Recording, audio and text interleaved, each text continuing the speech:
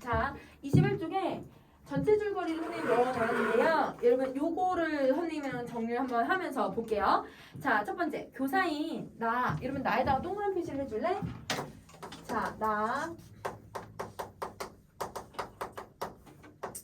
이 나는 나라고 하는 말이 들어갔으니까 몇 인칭이라는 거 알 수 있냐면 1인칭 21쪽 21쪽이야. 자, 1인칭 시점이 쓰였다는 걸 알게 해주고요. 그리고 이 나는요 여러분 소시민의 전형적인 모습을 가지고 있어요. 자, 소시민이라고 하는 게 뭐냐면 여러분 우리 시민인데 우리가 살아가는 이런 시민인데 그 시민들 중에서도 작은 사람이라고 해서 그 작다라고 하는 개념이 뭐냐면 현실에 대해서 뭔가 저항하고 현실에 잘못된 거를 얘들아 비꼬고 이러면 혹시나 아니면 현실이 이건 맞게 돌아가는 건가? 막 이렇게 고민하는 게 아니라 그냥 현실에 편안하게 살기 위해서 안주하는 사람을 소시민이라고 해.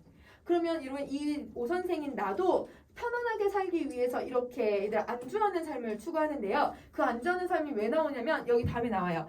새빵살이를 전전하다가 어렵사리 집을 장만한 사람이야. 그러니까 가난과 얘들아 이런 삶을 얘들아 좀 더 살아보기 위해서 세상에 얘들아 부조리 이런 걸 얘기하기보다는 여러분 내가 편안한 걸 더 추구했던 사람이 되는 거지. 내 안주를 더 추구한 사람이야. 그래서 소시민의 전형이라고 생각을 해주시면 되고요.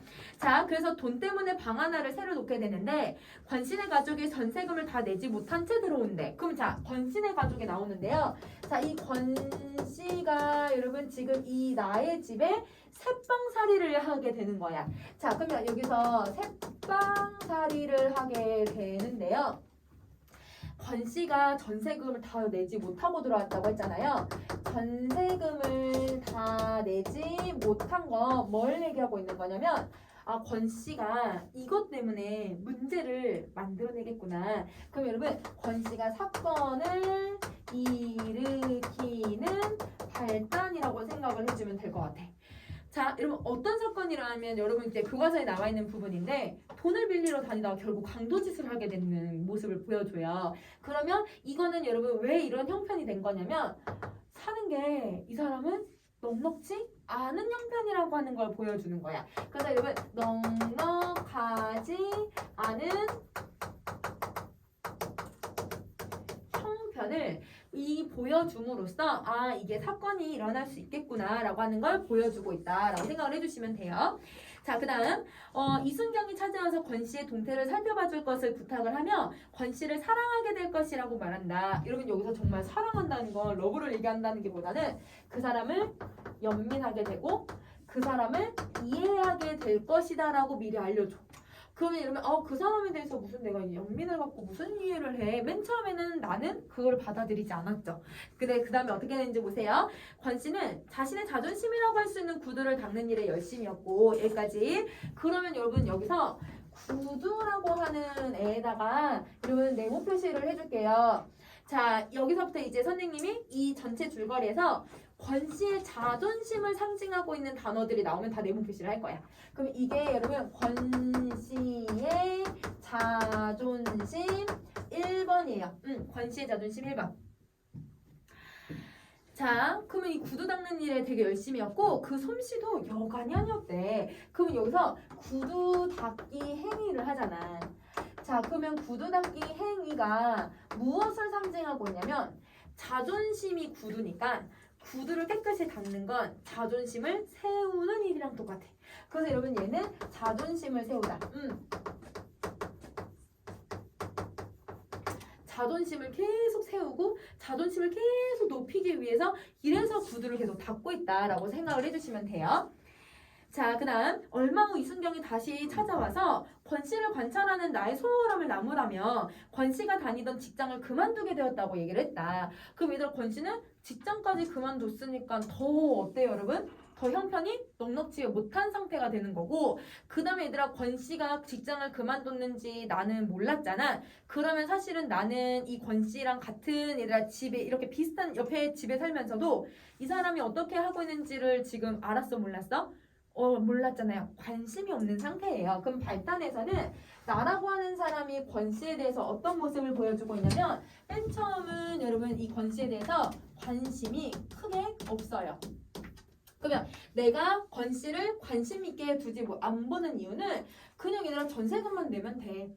돈만 내면 제대로 내면 상관없어. 그러니까 돈이랑만 생각을 하는 거지 사람과 사람, 이웃이라고 하는 그런 걸로 보고 있진 않은 거지. 그래서 이렇게 정리할게요. 자, 그 다음에 이제 전개를 갑시다. 자, 전개를 가시면요. 나는 가정 방문을 하는 도중에 여러분 우리 옛날에는 선생님들이 집에 다 찾아다니셨어. 그래서 가정 방문을 했던 게 거의 70년대쯤 했던 거니까 이게 이제 한 70년대를 배경을 하고 있는 작품이라고 생각하시면 돼요.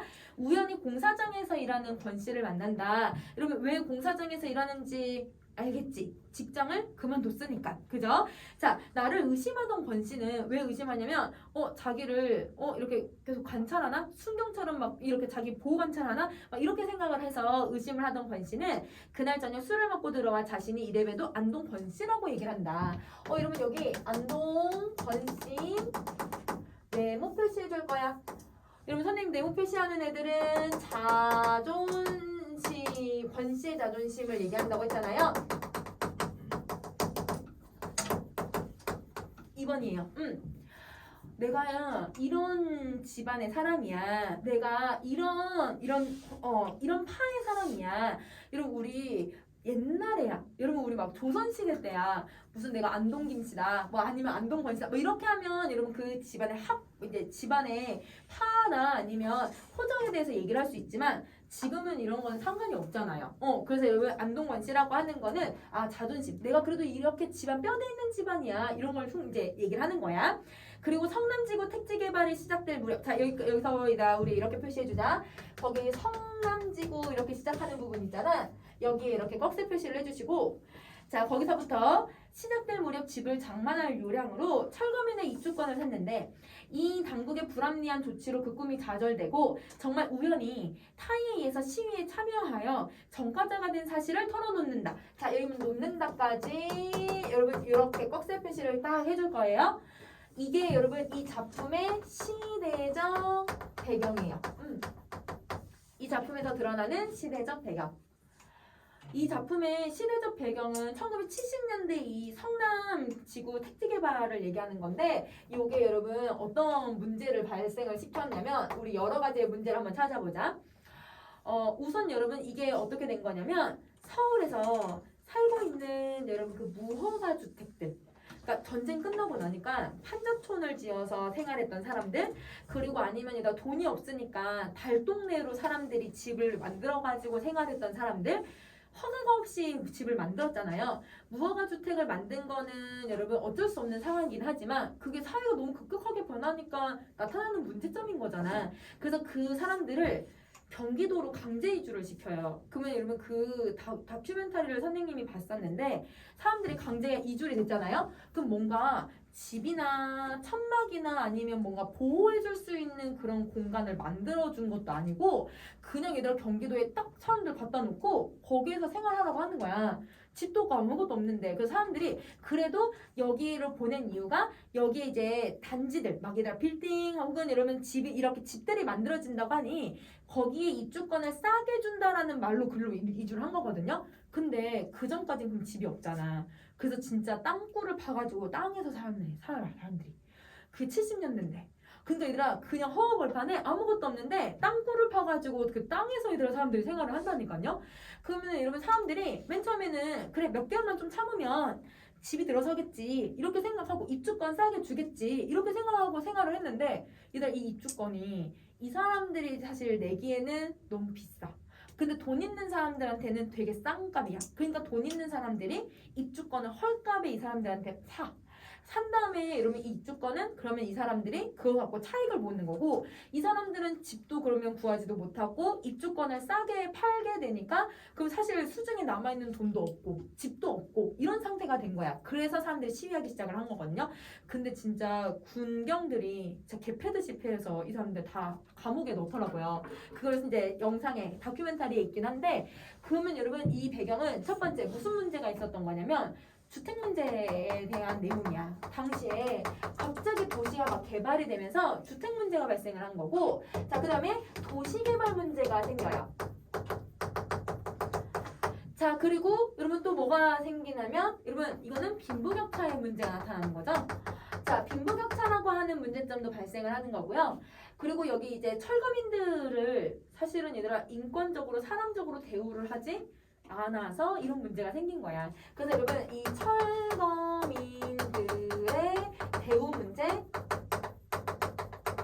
이게 여러분 당시 시대적 배경이라고 생각하시면 돼요. 그걸 누구를 통해서 보여준 거예요? 권 씨를 통해서 보여주고 있다라고 생각을 해주면 돼. 자, 그 다음 다시. 자, 그래서 위기. 여러분 이 위기가 교과서에 나와 있는 부분이에요. 그래서 여기서부터가 교과서 수록 부분. 이거에 해당해. 자, 가보자.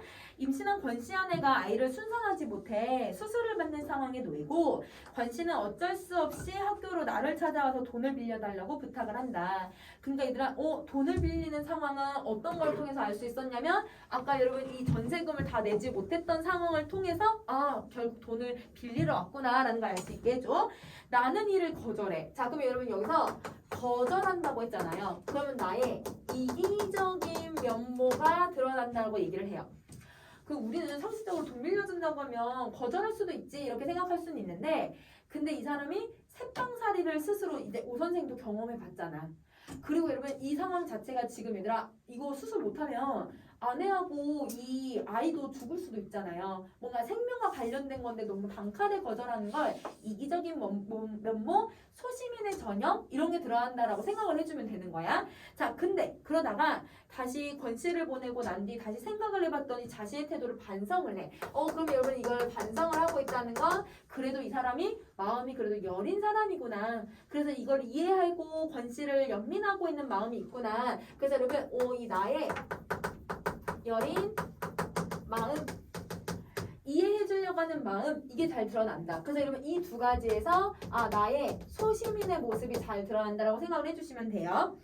자, 그 다음 나는 여기저기서 돈을 모아서 수술이 잘 되기를 했다. 자, 여기까지 하면 위기까지 정리했고요. 자, 마지막 이제 절정 갑시다. 그날 밤 나는 우리 집에 강도가 들어온대요. 그럼 이 강도가 권 씨죠. 자, 어수룩하게 행동하는 강도를 보고 나는 권 씨임을 바로 알아차리고 자존심이 상한 권 씨가 방을 나와 자기 문간방으로 습관적으로 자기 집으로 들어가는 거야. 도둑인데. 그래서 나는 대문의 반대편인 걸 알려준다. 자, 여기서 반대편이라는 걸 알려줬다고 했잖아. 자, 이거는 여러분 이 나가 이 권 씨에게 보여준 배려의 행동이었어.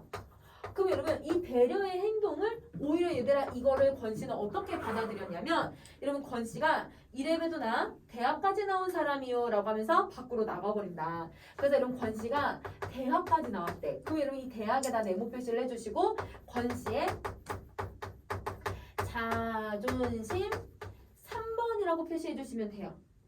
그럼 자, 권 씨의 자존심을 이렇게 보여주고 사실은 여러분 배려한 행동이, 여러분 이렇게 내가 그냥 나는 이 사람을 위한 행동이 오히려 이 사람의 뭘 해버렸냐면 자존심을 상하게 만든 거야. 그래서 여러분 자존심이 상한 권 씨의 모습이 들어가고요. 자, 그리고 나서 권 씨가 9켤레 구두만 남기고 행방불명이 돼요. 자, 그러면 여기서 여러분 이 구두가 아까 권 씨의 자존심이라고 했잖아요. 그럼 이제 이 구두에 대해서 좀 내용 정리를 한번 더 해봅시다. 자, 구두는 선생님 두 가지로 정리를 한번 해볼게요. 여러분 권 씨는 9켤레 구두만 남기고 집에 안 돌아왔다고 했거든? 그러면 권 씨는 구두를 총 몇 개를 가지고 있는 걸까요? 10개. 10개. 왜냐면 자기가 신고 간 거가 있으니까. 그래서 여러분 10켤레의 구두는요 권 씨의 그냥 자존심 그 자체라고 생각하시면 돼요. 그런데 9켤레를 남기고 갔잖아요. 그러면 이 9켤레를 가지고 안 갔다고 하면, 근데 자 10개가 이 사람의 자존심인데 그 중에 얘들아 9개를 남겨놓고 하나만 가지고 왔다는 건 자존심을 다 가지고 있지 않다라는 뜻이 되는 거잖아. 자존심이 상한 권 씨의 모습을 상징을 해. 그래서 여러분 자존심이 상한 권 씨의 모습을 이 제목을 통해서 보여주고 있는 거예요. 그래서 제목의 의미는 이런 사회적인 환경 때문에 시대적인 배경 때문에 자존심이 상한 권 씨의 모습을 잘 드러내주고 있다. 여러분 이렇게 생각하시면 돼요. 자 그럼 얘는 이렇게 보시고 그러면 여러분 우리 어딜 가냐면 앞에 여러분 우리 8쪽에 자 앞부분 줄거리는 선생님이랑 전체 줄거리를 통해서 봤으니까 여러분 2번부터 선생님 6번까지만 보자. 자 2번 갑시다. 자 2번 보세요. 오후 수업이 시작된 뒤 바로 뜻밖의 권 씨가 나를 찾아왔다. 때마침 나는 수업이 없어서 교무실에서 잡담이나 하고 있는 중이어서 수희로부터 연락을 받자 곧장 학교 정문으로 나갈 수 있었다. 바쁘시던데 이거 죄송합니다. 권 씨는 애써 웃는 낯이었고 그러면 자 거기다 밑줄 그어주세요. 애써 웃는 낯이었고 밑줄 다 그어주고 자 또 밑줄 그을게. 왠지 사람이 전에 없이 퍽 수줍어 보였대요. 자 수줍어 보였다. 여기도 밑줄 그어주자. 그러면 권 씨는 여러분 지금 약간 어색한 웃음을 짓고 그전에는 없었던 수줍은 모습을 가지고 있는데 그러면 이 권 씨의 모습을 통해서 우리는 뭘 알 수 있냐면 아 뭔가 부탁하려 왔구나. 그래서 여러분 권 씨의 부탁하려는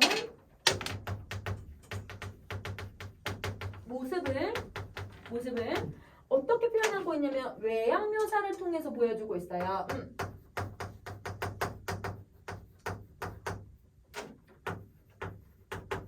외양 묘사로 제시하고 있다. 그러면 이런 외양 묘사를 통해서 인물의 모습을 보여주고 보니까 그러면 여러분 이 사람의 모습, 성격을 직접적으로 제시해주는 게 아니라 여러분 이거를 어떻게 해서 보여주는 거냐면 이게 관찰자 시점이니까 이 외양 묘사만 설명할 수 있어. 그래서 관찰자 시점이라는 걸 알 수 있게 해주고요. 자, 그 다음에 여러분 이 인물에 대해서 여러분 외양을 통해서 보여주고 있으니까 직접적 제시가 아니라 간접적으로 제시하고 있구나라는 걸 알 수 있게 해줘. 그래서 간접적 제시가 이런 때 쓰는 표현이야. 묘사를 할 때. 자, 그 다음 그 수줍음이 세 번째 아이의 아버지가 된 데에서 오는 것이라고 좋은 쪽으로만 해석함으로써 연락을 받는 그 순간에 느낀 불길한 예감을 떨쳐버리려고 했다. 그럼 얘들아 불길한 예감을 받았었대.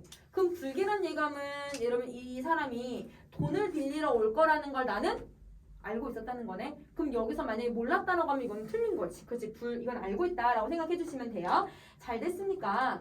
뒤늦게나마 오 선생님 말대로 했기 망정이지 끝까지 집에서 버렸다면 큰일 날 뻔했습니다.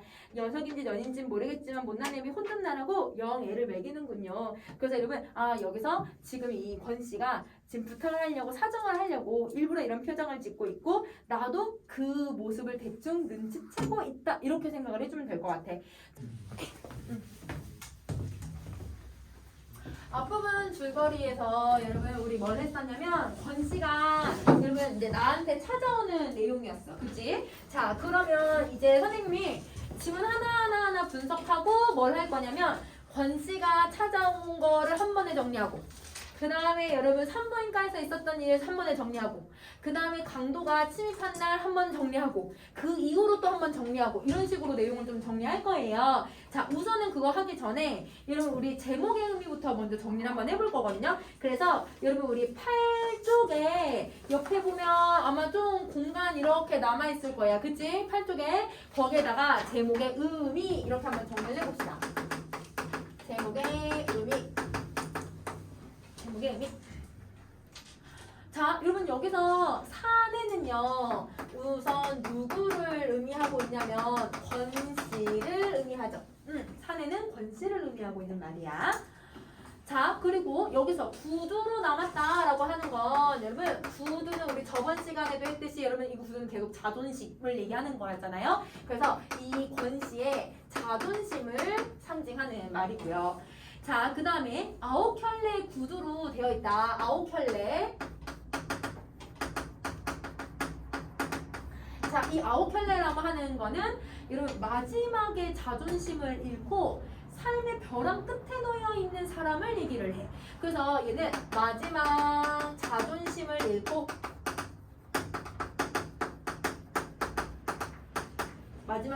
잃고 삶의 벼랑에 내몰린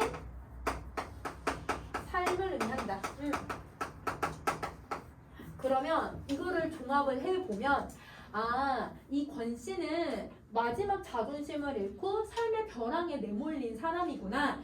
이 삶이 어떻게 벼랑에 내몰리는지를 주제로 다루고 있구나. 이렇게 정리해주면 될 것 같아. 그지? 자, 그래서 제목의 의미를 한번 정리하고 그리고 다시 갈게요. 자, 우리 저번 시간에 봤던 부분에서 권 씨가 어떻게 했냐면 부탁을 해야 되는 입장이니까 막 얼굴이 막 수줍어지고 그 다음에 얘들아 막 얼굴이 얘들아 막 안절부절 못하는 그런 모습이었었거든. 자, 그럼 이제 어떤 행동이 나타나는지 그 다음에 한번 봐보자. 자, 이러면 7번. 권 씨가 수줍게 웃으며 길바닥 위에다가 발부리로 뜬머리 글씨인지 그림인지를 자꾸만 그려냈다. 자, 그럼 여러분 여기서부터 여기까지 그렸다 이 부분까지요. 여러분 이게 이 사람의 심리를 드러내고요. 어떤 심리를 드러내냐면 말을 할까 말까 우리 약간 망설일 때 약간 우리 행동을 다르게 하잖아. 그러면 여러분 이게 지금 이 사람의 망설임 그 다음에 얘들아 이걸 말을 해야 된다라고 하는 부탁에 여러분 부탁하고자 하는 의도를 드러내는데요. 이 의도를 지금 어떻게 드러내고 있냐면 자, 나라고 하는 오 선생이 지금 권 씨는 나한테 부탁한다. 부탁하려고 지금 망설이고 있다. 이렇게 해서 대놓고 설명하는 게 아니죠. 이 사람이 뭔가 행동을 막 발로 뭘 쓰고 뭐 이렇게 행동을 통해서 보여주고 있잖아. 그러면 여러분 이거를 우리는 무슨 제시라고 하느냐면 요거를 먼저 좀 정리를 해봐야 될 것 같아. 자, 우리 직접적 제시라고 하는 애하고요. 그 다음에 간접적 제시를 좀 정리를 해봅시다. 소설을 하고 있으니까. 자, 직접적 제시, 간접적 제시를 정리할 거야. 자, 여러분 직접적 제시라고 하는 거는 어떻게 하냐면요. 서술자가 대놓고 얘기하는 거야. 얘는 착하다.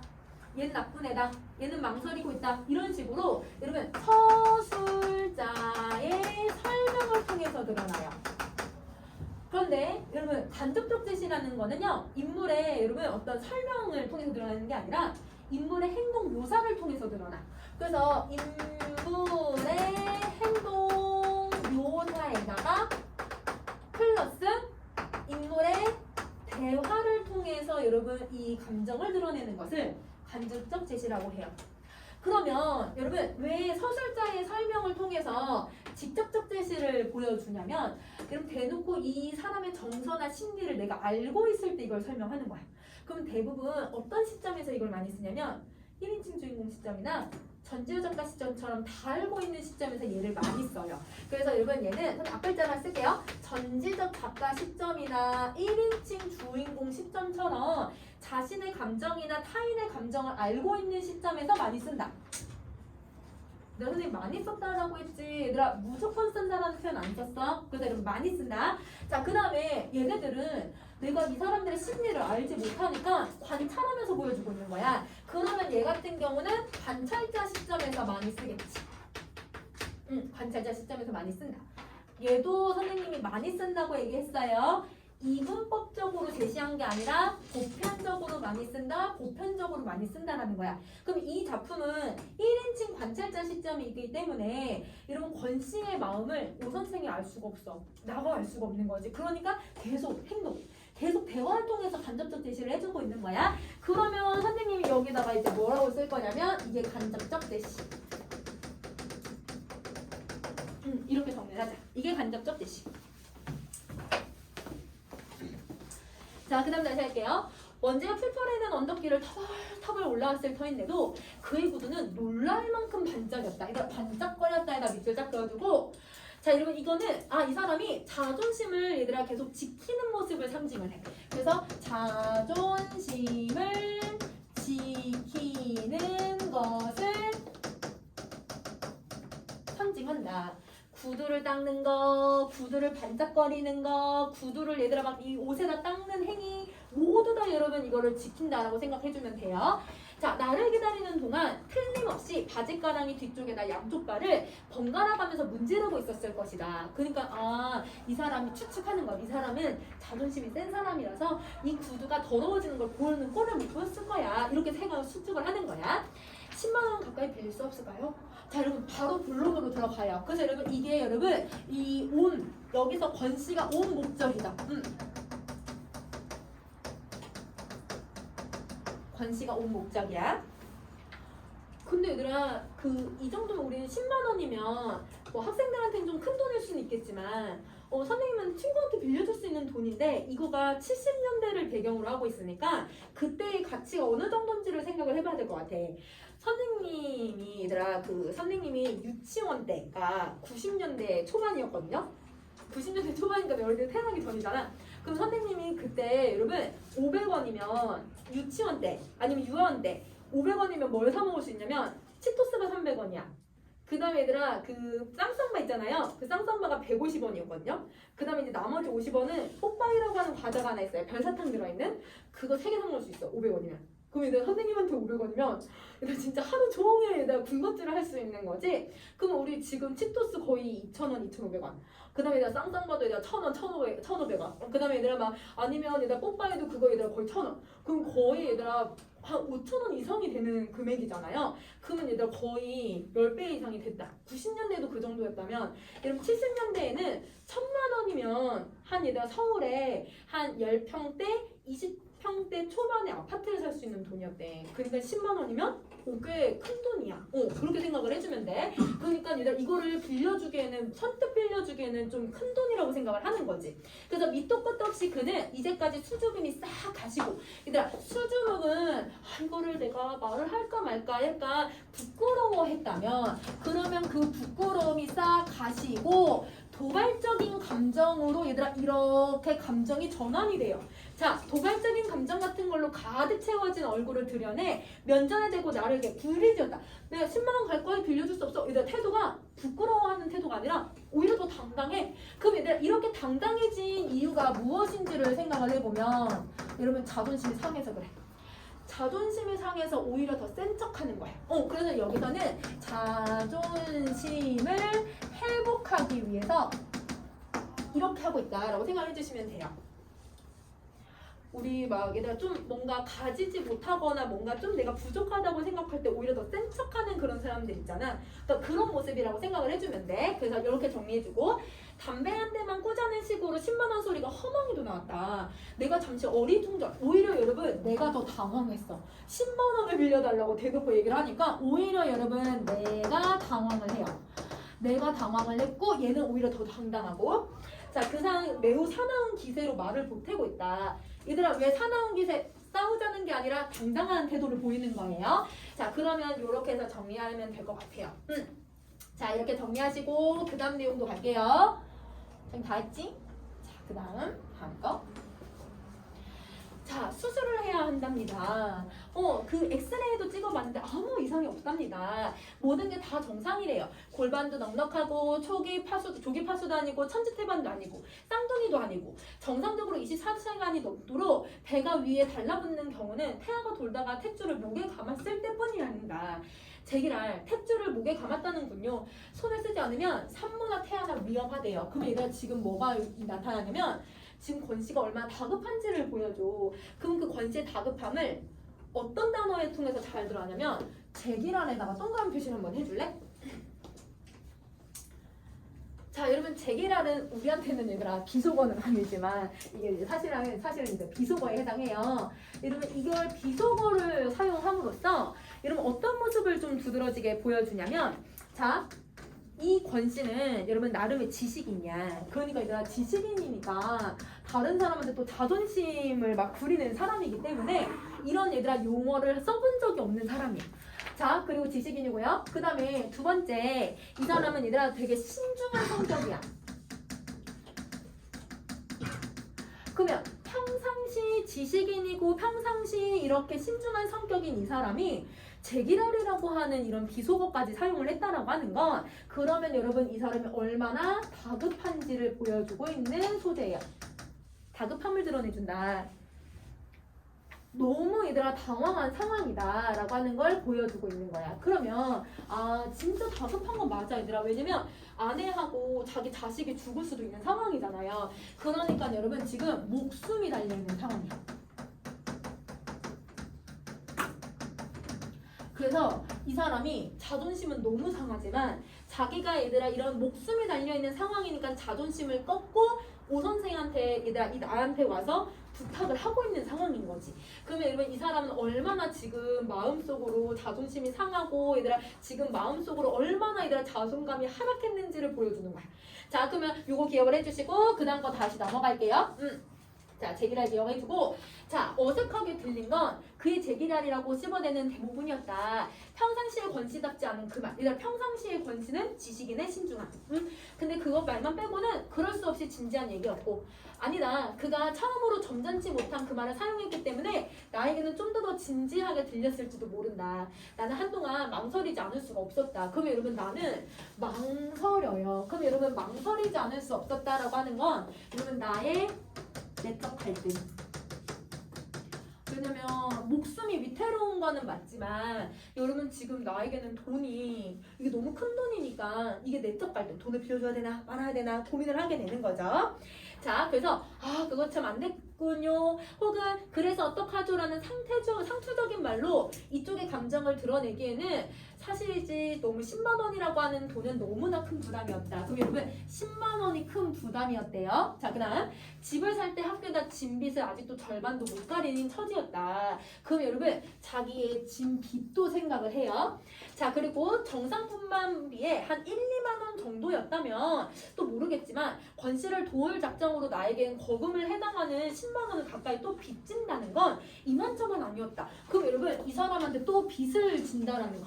내가 이 사람한테 돈을 빌려준다는 건 이만저만한 큰 걱정이 아니고 그뿐만 아니라 집안에서 경제권을 장악하고 있는 아내도 생각이 나는 거야. 그러면 여러분 지금 뭘 생각하고 있냐면 산모의 목숨, 아이의 목숨을 생각하는 게 아니라 아내한테도 말을 해야 되는데 나 지금 돈을 너무 빚졌는데 또 빚지면 어떡하지? 나는 지금 너무 큰 부담인데 나에게 빚이 너무 큰데 그래서 여러분 이 사람의 어떤 목숨보다요 자신이 처한 자신의 처지와 자신의 안위를 더 생각을 하는 모습을 보여줘요. 선생님이 지금 동그라미 표시한 게 목숨과 자신의 처지와 자신의 안위를 더 드러낸다. 그럼 여러분 이렇게 드러내다 보니까 여러분 여기서 나의 성격과 나의 태도가 드러나. 어떤 태도가 드러나냐면 사람의 목숨보다 얘들아 다른 걸 생각하잖아. 뭔가 계산하잖아. 그치? 그래서 여러분 이해타산적인 모습이 나타난다. 그리고 여러분 사실 그렇다고 얘들아 사람의 목숨이 이제 큰 돈이긴 하지만 사람의 목숨이 좀 위중하니까 그러니까 여러분 뭔가 다른 대안도 있을 수도 있는데 자기만 생각하고 있어서 그래서 이기적이라는 표현을 써. 그래서 여러분 여기서 이기적인 면모도 가지고 있어요. 그래서 지금 내가 얼마나 오랜 시간 동안 얘들아 앞에 누구를 세워놓고 권씨를 세워놓고 계속 고민을 하고 있는 모습을 보여주고 있는 거야. 자, 그 다음에 다시 한번 가보자. 자, 표시했니? 자, 그러면 우리 다음 거 갈게요. 자, 다음 거. 자, 빌려만 주시면 정말 무슨 일을 해서라도 갚겠습니다. 정말 얘들아 지금 권씨가 얼마나 여러분 급박하고 얼마나 조급하고 얼마나 지금 얘들아 절박한 상황인지를 보여주고 있다. 이렇게 정리를 할게. 자, 13번. 반드시 갚는 조건임을 강조하면서 그래서 마치 성경책 위에다가 오른손을 얹고 말하듯이 엄숙한 표정을 지었다. 하마터면 나는 잊을 뻔했다. 그가 적시 바로 그 순간에 일깨워 주었기 망정이었지. 안 그랬다면 빌려주는 어려움에만 골똘한 나머지 빌려줬다가 나중에 돌려받는 어려움이 클 거라는 사실은 생각도 못할 뻔했다. 그럼 여러분 요거를 생각하기 시작하네. 맨 처음에는 어떻게 빌려주지? 어떻게 거절하지? 이런 고민을 했다면 빌려주면 돈 못 받겠다. 이런 생각을 하기 시작한 거예요. 자, 그렇다. 끼니조차 감당하지 못하는 주제에 맞벌이가 아니면 간간히 얻어걸리는 출판사 싸구려 번역일을 가지고 언제 빚을 갚을 것인가. 여러분 이걸 생각하면서 여러분 누구의 직업을 생각을 하냐면 여러분 권씨의 직업도 생각을 해. 우리 얘들아 권씨 직업을 잃었다고 했잖아. 그러니까 이것도 생각을 하고요. 자, 책임에 따르는 동정은 피하는 게 상책이다. 그래서 여러분 결국은 이거를 못 갚는 게구나. 피해야겠다. 이런 생각을 하게 되고요. 기왕 피할 바에는 저쪽에서 감히 두 말도 못하도록 야멸차게 굴어야겠다. 이런 생각까지 해요. 그러면 여러분 선생님이 생각의 변화들을 지금 쭉 써놨는데요. 그러면 이게 다시 또 어떤 모습이 나타나냐면 여러분 나의 이해타산적인 모습이 또 나타난다. 그래서 계속 계산하는 거야. 계속 이해타산적인 모습을 보여주고 있다.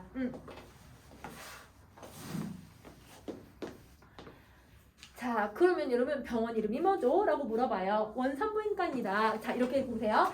분명 여러분 맨 마지막에서 내가 어떻게 하겠다고 얘기를 했냐면 야멸차게 굴겠다고 얘기를 했거든. 근데 그 다음 내용을 한번 봐봐. 자, 그 다음 내용에 뭐라고 얘기를 하냐면요. 이렇게 얘기를 해요. 지금 내 형편에 이 현금은 어렵고요. 원장한테 내가 바로 전화를 걸어서 보증을 서겠다라고 얘기를 해줄 테니 다시 한번 권 선생이 매달려 보시죠. 의사도 사람인데 설마 사람을 생으로 죽이게 하겠습니까? 어디 돈을 변통할 곳이 없으면 이렇게라도 한번 해보시죠. 그럼 여러분 어떻게 하냐면요. 야멸차게 싫어 나 돈 안 줄 거야 이게 아니라 우회적으로 말을 해요. 우회적으로 거절하는 말투를 써요. 그럼 자 분명 앞에서는 야멸차게 굴어야지 해놓고는 얘들아 내가 좀 그래도 내가 보증을 서줄 테니 근데 얘들아 보증을 선다라는 것도 신분을 빌려서 얘한테 빌릴 걸 내가 대신 이 보증을 서주겠다는 건 빚을 대신 갚아줄 수 있는 그런 능력이 돼 라고 하는 걸 보여주는 거기 때문에 사실은 여러분 내가 뭔가 좀 도움을 주겠다라고 하는 표현이랑 비슷해. 근데 얘들아 그러면 얘는 야멸차게 군 게 아니라 도와주겠다고 얘기를 하고 있는 거네. 그래서 여러분 우회적인 말하기라고 하는 걸 통해서 이 나가 완전 냉정한 사람이 아니라 그래도 조금의 연민을 가지고 조금의 얘들아 마음이 좀 따뜻한 사람이라는 걸 보여주는 거야. 그래서 여러분 여기서 나가 냉정한 사람이 아니라 그래도 여러분 따뜻함을 가지고 있는 사람이라는 것을 드러내고요. 그럼 자 이거는 나는 따뜻한 사람이야 라고 해서 스스로 자기를 이렇게 얘기하고 있는 거니? 직접적 제시가 아니죠. 대화를 통해서 드러나니까 이걸 간접적 제시라고 한다. 이렇게 생각을 해주면 돼. 이것도 간접적 제시야. 내가 나의 성격도 이렇게 대화를 통해서 보여주고 있는 거예요. 간접적 제시에 해당한다. 자 이제 17번째. 내 대답이 지나치게 더디게 나올 때 이미 눈치를 챈 모양이다. 도전적이던 기색. 일단 도전적이었던 게 뭐예요? 당당함을 찾아서 여러분 자존심을 회복하려고 했던 거지. 그거를 슬그머니 죽으면서 착하디 착한 눈에 다시 수줍음, 부끄럽고 자존심을 상한 듯한 상처 입은 모습이 드러났다. 그는 고개를 좌우로 흔들어서 원장이 어리석은 사람이기를 바라고 거기에다 희망을 걸기엔 너무 늦었습니다. 그 사람은 나한테 수술 비용을 받아내기가 어렵다는 걸 입원시키는 그 순간에 알았습니다. 그럼 여러분 이미 병원에서 원장은 여러분 뭘 해라 돈 갖고 와라 이렇게 얘기를 했을 거고 그 다음에 여러분 권씨는 그게 무슨 말이냐 사람을 먼저 살려줘라 라고 해서 여러분 수술을 해달라 이렇게 아마 둘이 싸웠을 거야. 그러니까 얘들아 그 원장의 말을 이기지 못해서 돈을 아마 이 나에게 빌리러 왔겠죠. 그러면 여러분 이 갈등을 어떻게 할 수 있냐면 이 말에서 우리는 예측할 수 있다. 이 둘의 갈등을 예측할 수 있다. 18번에서 이걸 알 수 있어. 자, 그 얼굴에 거르는 진땀을 훔치는 대신에 우린 대부분 사람들이 여기 땀이 나면 땀을 이렇게 훔치지 신발을 이렇게 바지가랑이에 닦진 않잖아요. 그럼 여러분 여기서 또 바지가랑이에 여러분 이걸 문지르고 반복하고 있다는 건 나름 계속 무슨 걸 회복하려는 거야. 자존심을 계속 회복하려고 하는 행동인 거야. 그래서 자존심을 회복. 자, 문지르다라는 게 자존심을 회복하고 있다라고 생각을 해주시면 돼요. 자, 그러면 여기까지 정리하셨으면 그 다음 내용도 가볼게요. 자, 바쁘실 텐데 실례 많았습니다. 썰면처럼 여러분 썰면은 이 앞부분에 나온 내용인데 오선생 친구 중에 입술이 두꺼운 사람이 있어서 여러분 썰면 한 젖이 나올 것 같다 라고 해서 그 별명인데 그거는 그냥 넘어가 별명이라고 생각하시면 돼요. 썰면처럼 두꺼운 입술이 선정에서 깬 어린애처럼 움실움실 거리더니 겨우 인사말이 나왔다. 그럼 얘들 뭔가 말을 하려다가 이런 권씨가 입을 다물어 버린 거지. 무슨 말이 있을 것 같은데 그는 이제 돌아서서 휘적휘적 걷기 시작했다. 그럼 얘들아 휘적휘적 밑줄 딱 그어주고 여러분 이거는 칙칙하게 걸었다는 뜻일까? 터벅터벅 걸었다는 거지. 그럼 터벅터벅 걸었다는 건 여러분 이미 자존심에 상처를 받았다라는 걸 여러분 요걸 통해서 보여주고 있는 거네요. 그래서 자존심의 상처를 입었다. 자존심에 상처를 입었다. 그걸 행동을 통해서 보여줘. 나는 대신 그의 입에서 끈끈한 가래 묻은 소리, 그래서 침 탁 뱉어가지고 더러워서 못 살겠다, 이런 소리가 나올 것을. 그리고 이를테면 오세는 너무너무하다, 잘 먹고 잘 살아라라고 하는 그런 비난의 말투가 날아와서 내 이마에 딱 붙을 걸 대비하고 있었는데, 그러니까 얘들아, 자기가 야멸차게 굴어야지 해놓고는 그 야멸차게 군 게 우회적으로 말한 거거든.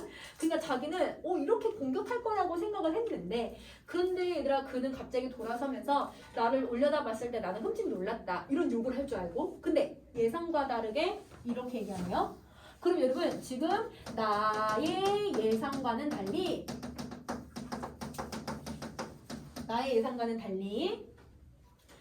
권씨가 다른 말을 해요. 그래서 여러분, 나는 공격당할 준비를 하고 있었는데 이렇게 얘기를 해요. 나 대학 나온 사람이요. 그럼 자, 우리 대학 나온 사람이 뭘 의미했었냐면 구두랑 의미가 비슷한 말이었죠. 그래서 여러분, 내가 구두랑 의미가 비슷했는데 구두가 자존심을 얘기했으니까 자존심을 지금 회복하려고 하는구나. 그럼 여러분, 이렇게 신발을 옷에 막 닦는 행위로는 얘들아 자존심이 회복이 안 되니까 나 대학 나온 사람이야, 자기가 얘들아 그럼 나름 지식인이라고 하는 걸 이렇게 뽐내고 있다라고 생각을 해주시면 돼요. 자, 그 다음에 이제 뒷부분 좀 더 가보자. 자, 정리 다 있니? 자, 그럼 그 다음 거. 자, 그것뿐이었다. 내 호주머니에 촌지를 밀어넣었던 어느 학부형같이 그는 수줍게 그 말을 건네고는 언덕으로 내려갔다. 별로 휘청거릴 것도 없는 작달만한 체구를 연방 휘청거리면서. 얘들아, 왜 휘청거리고 있는지 알겠니? 얘들아, 이 휘청거리는 건 자존심에 상처를 입었고 사실 절망감에 빠졌을 것 같아. 왜냐면 아이하고 산모를 구할 수 있는 방법이 이제 마지막 최후의 보루였을 텐데 그거를 할 수가 없는 걸 통해서 이 사람의 얼마나 절박함을 느낄 수 있게 도와주는 행동이라고 생각하시면 돼요. 자, 그거를 내딛는 한 걸음 한 걸음마다 땅을 저주하고 하늘을 저주하는 동작으로 내 눈에는 그렇게 느껴지기 시작을 했다. 그럼 여러분, 내가 그 사람의 뒷모습을 계속 보고 있다는 건 그 사람의 마음을 얘들아 야멸차게 거절해서 그냥 나도 확 냉정하게 돌아서는 게 아니라 그 사람이 계속 생각한다는 건 약간 죄책감이 드는 거야. 그러면 여기서 여러분, 나는 어떻게 생각하기 시작하냐면 그를 연민하기 시작을 하는 거야. 여러분, 이 앞부분까지는 그를 연민하거나 그에 대한 인식이 그냥 내 집에 새들어 사는 사람 이 정도였거든? 그런데 조금 인식이 달라지기 시작을 한 거지. 앞에 얘들아, 순경이 뭐라고 했어요? 순경이 이 사람 이제 나중에 연민하게 될 거예요, 사랑하게 될 거예요 라고 하는 표현을 썼잖아요. 그거예요. 그거예요. 자, 산 곡팽이를 돌아 그의 모습이 벌거벗은 황토의 언덕 저쪽으로 사라지려는 그 순간 나는 뛰어가서 그를 부르고 싶은 충동에 느꼈다. 그럼 여러분, 부르고 싶은 이유도 연민 때문이야. 이것도 연민 때문이야. 돌팔매질을 하다 말고 뒤집혀진 3륜차로 들어가서 아기아기 참외를 깨물어 먹는 군중을 목격했을 그 권씨처럼. 자, 여러분, 우리 요거를 한번 보자. 여러분, 이 작품의 배경이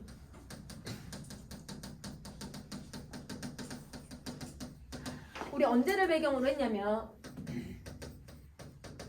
1970년대 경기도 성남시를 그 제도시를 개발을 하면서, 그러면서 거기 있던 여러분 그 철거민들, 그 사람들한테 얘들아 강제로 철거하게 만들고 그 사람들한테 여러분 어떤 집을 입주권을 주겠다고 해놓고는 비싼 값에 얘들아 팔고 뭐 이렇게 했었다고 했잖아요. 정부가 잘못된 행동을 했었잖아요. 그래서 여러분, 이게 주거 문제와 관련되어 있고, 철거민 이때 여러분 권씨가 뭐 했다고 했지? 여러분, 여기 이 시위에 잘못 휩쓸려서 주동자로 얘들아 감옥 갔다 왔었다고 했었잖아. 그러면 여러분, 여기서 권씨가 그때 시위 현장에서 본 게 뭐였냐면요. 자, 우리 집의 문제. 그리고 여러분, 철거민들은 여러분 가진 게 없으니까 이거에 완전 몰입해 있어야 되거든. 그리고 여러분, 정부가 잘못한 거잖아. 그러면 여러분 사회가 잘못한 거를 저항하려고 하는 모습인데요. 그 저항하기 위해서 돌팔매질하고 시위하고 여러분 이때 여러분 돌팔매질하다라는 거는 시위를 얘기하는 건데 이 시위는 여러분 사실은 우리에게 본질적인 것을 위한 저항이죠.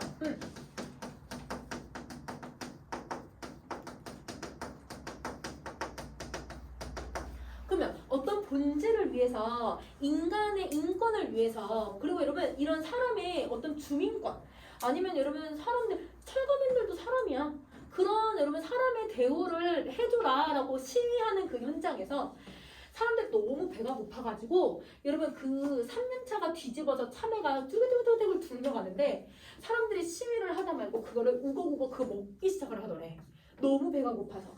그러면 여러분 참외를 깨물어 먹는 군중의 모습은요 본질적인 것보다 생존을 더 우선시하는 사람들의 모습을 본 거네요. 그럼 여러분 사람들이 어떤 본질적인 거, 관념적인 거 아니면 이상적인 것을 추구하기보다는 생존을 위해서 행동하는 이 사람들을 보고서 권 씨는 무슨 생각을 했냐면 인간의 밑바닥까지 본 거라고 생각을 한 거야. 얘들 봐봐. 내가 너무 배가 고파. 그러니까 얘들아 너무 배가 고프니까 내가 얘들아 지금 어떤 처지가 되더라도 뭔가 밥을 먹어야 되는 건 맞아. 그런데 밥을 먹을 때 그래도 사람답게 밥을 먹어야 되는데 그게 아니라 가장 중요한 시위, 자기 주거 문제, 자기의 인권에 대한 문제를 시위하는 도중에서도 얘들아 참으로 막 우거우거 이게 먹는 그 모습을 보니까 아 인간의 가장 밑바닥까지 가장의 비참한 순간까지를 내가 봤다라고 권 씨가 한번 얘기한 적이 있었어. 그 권 씨가 얘기한 것처럼 이거는 완전히 나체 다 벗은 것처럼 아주 밑바닥까지 보여줬구나. 그래서 여러분 이거는 바닥 이러면 바닥 아니면 얘들아 아주 비참한 삶 그거를 여러분 듣는 느낌이 확 들었대. 그러면 여러분 이 말은 아 권 씨를 나체 같다고 생각을 하는 거네. 그럼 여러분 권 씨를 나체 같다라고 생각하는 건 권 씨의 얘들아 생존에 달린 문제라는 걸 내가 느끼기 시작한 거야. 그래서 여러분 이거는 권 씨의 생존 즉 여러분 생존이라는 건 여러분 지금 아주 가장 중요한 순간이었어요. 자식과 아내를 위한 거였거든요. 그래서 여러분 어떤 생존이 달린 상황. 쉽게 말하면 권 씨의 여러분 가장 비참한 하고 절박한 순간 이걸 드러내고 있는 단어다라고 생각을 해주면 돼. 그래서 여러분 나체는 시험에 좀 자주 나와. 그래서 이 나체라고 하는 뜻이 조금 어려우니까 여러분 요거를 좀 잘 기억을 해주면 좋을 것 같아. 인간의 어떤 인권이나 권리나 본질보다도 생존을 우선시하다 보니까 인간의 밑바닥까지 보여진다. 인간의 가장 절박한 순간까지를 보여주는 표현이다 라고 생각을 해주시면 돼요. 그래서 내가 그에게 암만의 빚을 지고 있음을 퍼뜩 깨달았다. 전셋돈도 일종의 빚이라면 빚이었는데 왜냐면 전셋돈을 그 사람에게 받았기 때문에 내가 집을 빌려준 거잖아요. 그러면 전셋돈을 여러분 나중에 이 사람이 집을 나가면 어떻게 해야 돼요? 다시 돌려줘야 되니까 내가 빚을 졌다고 생각을 하는 거야. 전세금에서 빼면 되거든 사실은. 그래서 왜 좀 더 그 일찍이 그 생각을 못했는지 모르겠다. 후회하는 거죠. 그래서 내가 좀 더 마음을 연민의 감정을 가지기 시작했고 여러분 후회하는 감정을 가지기 시작했다. 이렇게 정리해 주시면 돼요. 자 그러면 여기까지가 여러분 뭐에 대한 내용이냐면 지금 학교에서 권 씨와의 만남에 대한 내용이에요. 그래서 여러분 이거 내용을 선생님이 쭉 한번 정리를 할 건데 혹시 여러분 지금 선생님이 옆에다가 이렇게 정리를 할 건데 칸이 좀 부족한 친구들은 여러분 어디다 정리하셔도 되냐면 여러분 20쪽에 여러분 비어있는 공간이 있어요. 거기다 정리하셔도 돼요. 20쪽에 하셔도 되고 20쪽 다음에 21쪽 다음 보면 아무것도 없는 데도 있어. 그럼 거기다가 정리하셔도 돼요. 자 봅시다. 우선은 여기서 학교에서 권 씨와의 만남을 정리 한번 해볼게요. 이게 여러분 1번부터 여러분 우리 지금 읽은 23번까지야. 1번부터 23번까지의 내용.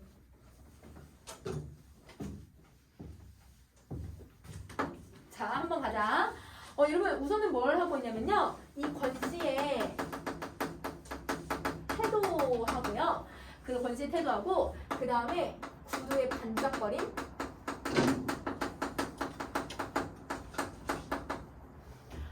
맨 처음에 이 권씨는 되게 수줍고 얘들아 되게 지금 뭔가 부탁하려고 막 이제 막 안절부절 못하는 모습이었는데 구두는 반짝반짝 빛나. 그러니까 자존심은 채우고 싶은 거지. 그러니까 이러면 권씨가 맨 처음에 수줍어하는 태도와는 달리 구두가 반짝인다는 건 자존심을 세우고 싶은 거잖아요. 그래서 이게 조금 대조되는 모습이 맨 처음에 나타났었고요. 자, 인물의 성격이 대부분 약간 어떻게 많이 들어가냐면 성격이나 심리가 간접적 제시가 많이 쓰여요. 여러분 이 간접적 제시를 많이 쓰는 이유가 이 작품이 1인칭 관찰자 시점이어서 많이 쓴다. 이렇게 정리 다시 한번 해주고, 자, 그 다음에 이러면 우리 아까 제기랄이라고 하는 비속어를 한번 썼다? 이게 권씨가 얼마나 급박한 상황인지 권씨의 상황을 드러내주는 표현이었고요. 권씨의 상황을 드러내주는 표현이었어요. 자, 그리고 여기서 여러분 나의 내적 갈등이 두드러지게 나타나죠. 내적 갈등이 두드러지게 쓰인다. 그러면 이 내적 갈등에서 나의 어떤 태도가 드러났냐면 이해타산적인 모습 드러나 있었어. 그치? 근데 이해타산적을 다른 말로 그냥 계산적인 모습이 드러났다. 말을 조금 다시 바꿀게요. 그럼 여러분은 이해타산적하고 계산적 똑같은 말이라고 생각해 주시면 돼요. 자, 그 다음에 다시 가자. 자, 그리고 여러분 여기서 구두랑 대학 나온 사람이라고 하는 표현 계속 쓰여. 그치? 자, 그래서 구두랑 대학 나온 사람, 이게 바로 여러분 자존심. 이게 자존심. 자, 그 다음에 이제 여러분 인식의 변화가 나타나요. 나의 인식 변화는요, 이 학교 이전에서는 그냥 평범한 그냥 내 집에 새들어 사는 사람, 그러면 아무런 여러분 생각이 없었는데 점점 연민을 갖게 되고 이해하게 되는 모습을 가지게 된다. 이렇게 정리해 주면 될 것 같아요. 학교에서부터 인식의 변화가 생겨. 아무런 감정이 없었는데 인식, 연민, 이해. 자, 그 다음에 나체구나. 이 표현 들어가 있었죠. 나체구나라고 하는 이 말에서 이 권씨의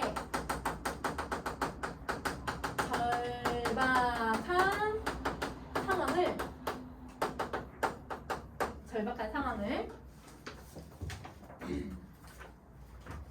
눈으로 확인해요. 그러면 이걸 얘들아 눈으로 확인을 하고 있다는 건 어떤 말이라고 보면 되면 그에게는 생존의 이 여부가 달려있는 문제였다라는 걸 내가 인식하기 시작을 하는 거야. 그래서 이게 생존의 문제야. 생존의. 이걸 드러내고 이걸 드러내고, 자, 그 다음에 여러분 요거는 이제 권씨하고 여러분 이제 나를 좀 비교를 한번 해볼 건데, 내가 왜 이 사람을 이해하고 연민의 마음을 가지게 되었는지를 선생님 조금 정리 한번 해볼 거예요. 자, 권씨 여러분 새빵살이에요. 그치? 근데 여러분 나도 새빵살이를 하다가 이제야 이제 집을 구했다고 했잖아요. 그래서 여러분 나도 새빵살이를 하다가 물론 빚으로 집을 사긴 했지만 지금 이제 조금 정착한 상황이거든. 자, 그리고 권씨는 대학까지 나온 지식인이고요. 여러분 나의 직업이 뭐예요? 선생님이었잖아. 선생님도 지식인이지. 그 당시에는 이 사람도 지식인에 해당하고요. 자, 여러분 권씨는 얘들아 정말 무기력해요. 무능력한 거지. 무능력하고 무기력한 그런 모습을 보여주고, 여러분 나는 여러분 약간 어떤 모습을 보여주냐면 약간 이해타산적이고 이기적인 모습을 좀 보여줬어. 그치? 그래서 이해타산적인, 근데 얘들아 이해타산적이 완전 나쁜 게 아니라 약간 여러분 자신의 안위를 좀 자기 처지를 더 많이 생각을 하니까 그러니까 완전 나쁜 놈이라고 보기는 어려워. 부정적인 인물은 아니야. 자, 그리고 이 사람은요 원래는 여러분 그냥 평범한 소시민이었는데, 근데 여러분 그 시위를 하고 여러분 또 이제 감옥을 갔다 와서 빈민이 되었어요. 가난한 사람이 되었고, 근데 나는 이러면 전형적인 소시민이에요. 이거거든요. 그럼 여러분 좀 비교를 좀 한번 해보시면 성격만 조금 다르지 나가 여러분 권씨 같은 삶을 살아본 경험이 있지 않니? 그러면 여러분 약간 비슷한 구석이 있어. 그래서 내가 이 사람에 대해서 공감하게 되고 연민하게 되고 이해하게 된다라고 생각을 해주면 될 것 같아. 그래서 여러분 내가 이 사람에 대한 연민 여기 쓰레기칸이 없어서 공감 이해 이렇게 정리를 해주자. 그러면 여러분 학교에서의 관계에서 제일 중요한 것들을 이렇게 정리할 수 있을 것 같아요.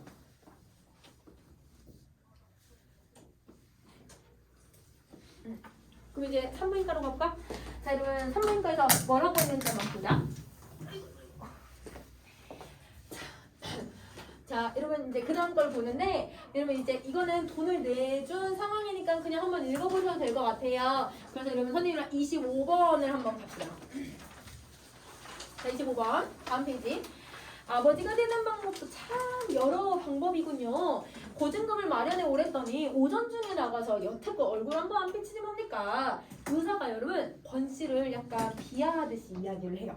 비난을 하고 있는 거죠. 근데 여기서 의사가 이렇게 말하는 뉘앙스를 보면 아마 권 씨랑 한번 갈등이 있었다는 걸 알 수 있게 해주고 의사가 돈이 환자보다 더 중요하다라는 걸 여기서 보여주겠네. 그럼 여러분 사람의 생명보다 돈을 우선시하잖아요. 이렇게 돈을 우선시하는 그런 여러분 어떤 이념을 여러분 물질 만능주의라고 표현을 해요. 그래서 여러분 이 부분에서 이 의사를 통해서 당시의 물질 만능주의를 드러내줍니다. 물질 만능주의.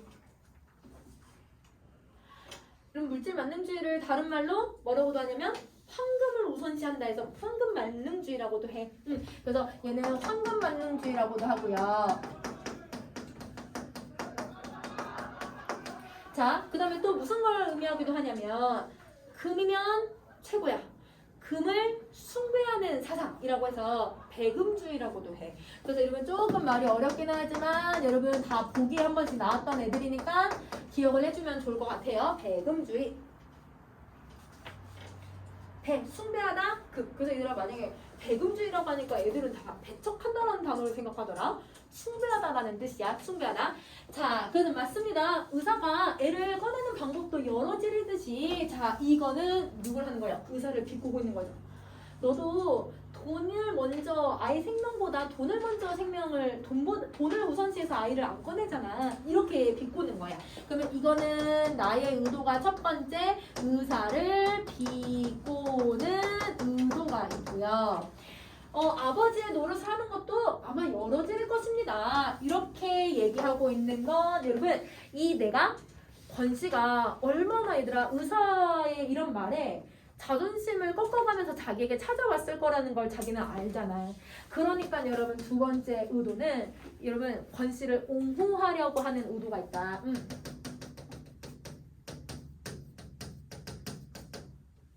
옹호하는 의도. 이렇게 정리를 해주시면 돼요. 그래서 여러분 이 부분에서 여러분 나는 이 두 가지 의도로 이렇게 빈정거리면서 말하고 있다라고 생각을 해주면 될 것 같아. 자, 그러면 여러분 이제 아이 수술을 들어가요. 자, 그럼 여기까지 정리하셨으면 수술하러 들어가고 그 다음에 여러분 이제 수술을 해서 아이 꺼내는 것까지 한번 봐보자. 자, 생명을 꺼낸데 이때의 생명은 권 씨의 셋째 아들. 일단 27번 넘어갈까요? 권 씨의 셋째 아들. 권 씨의 셋째. 그리고 그 생명을 수용했던 다른 생명, 이게 여러분 권 씨의 아내, 즉 산모를 얘기하죠. 이 산모까지 암양해서 여러분 암양이라는 건 물건을 호송하다 라는 뜻인데요.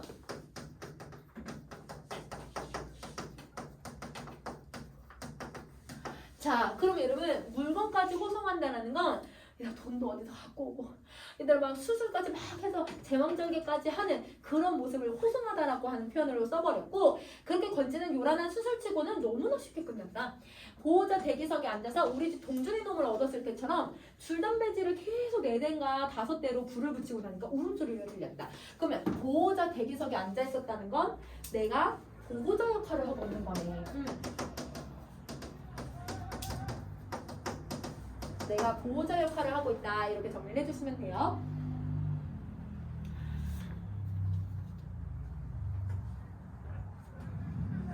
그 다음에 여러분 우리 30번도 좀 볼게요. 30번은 내용 쓸 거 없어서 그냥 읽어만 볼게. 수술을 돕던 원장 부인이 나오면서 처음 울음을 듣는 순간 내가 점쳤던 결과를 큰 소리로 확인해줬다. 진짜 보호자를 상대하듯이 원장 부인이 내게 축하를 해왔기 때문에 나 역시 진짜 보호자 입장에서 수고를 취하지 않을 수가 없었다. 잠시 후에 나는 강보에 쌓여서 밖으로 나온 권기용 씨의 차남을 대면할 수가 있었고 제 어미배를 가르고 나온 놈답지 않게 얼굴이 두툼한 것이 속옷이 잘도 생겼다. 대왕들개라고 하는 말이 풍기는 선입관이 다 어울리게 시리 목청도 크고 우렁찼다. 병원 건물에다가 온통 들였다 놓아는 이 아이의 울음소리를 듣는 동안 나는 동준이 놈을 낳았던 그 감격 속으로 고스란히 빠져들었다. 그럼 여러분 자기가 얘들아 어떤 마음이 드냐면 얘가 자기 도움으로 아이가 태어났잖아. 그러니까 얘들아 그게 되게 기쁜 거야. 환희, 기쁨 이런 것들을 느끼고 있는데 그러면서 권 씨를 더 이해하게 된다. 이렇게 생각을 해주시면 되거든요. 자 여기까지가 병원에서의 나의 모습이 드러나요. 그럼 우리 이것도 정리 한번 해보자. 병원에서의 나의 모습. 자 그것도 옆에다가 좀 정리해주면 될 것 같아. 자 여러분 여기서는 병원에서의 나의 모습에 포커스를 둬서 좀 정리 한번 해볼게요. 내 모습에 대해서. 자 그러면 어디까지냐면 여러분 24번부터 30번까지를 얘기를 해요. 자 의사를 딱 보는 순간 의사하고 권 씨가 갈등을 왜 벌였는지 이해하게 됐어. 아 의사가 이런 사람이구나 라고 하는 걸 이해하게 되었거든. 그래서 나가 의사와 권 씨의 갈등을 이해하게 되었고요. 이걸 이해하게 되었고. 자, 그 다음 의사가 되게 이해타산적인 모습을 보면서 내가 비꼬고 있어. 그래서 여러분 의사를 비꼬아요. 의사를 비꼬는 게 나의 모습이야. 자, 그리고 권씨 대신에 뭘 했냐면 여러분 우리 보호자 역할을 했잖아요. 그래서 여러분 보호자 역할을 하면서 좀 더 여러분 권씨와 권씨 가족들을 이해하고 더 연민하고 더 얘들아 이 가족들과 기쁨을 나누고 있다라고 생각을 해주면 될 것 같아. 여기서는 그냥 나의 행동, 나의 여러분 어떤 감정의 변화가 나타나는지만 기억을 해주셔도 돼요. 자, 그 다음에 이제 어딜 가냐면 이제 우리 오늘 밤 강도 같은 걸 한번 정리 한번 해보자.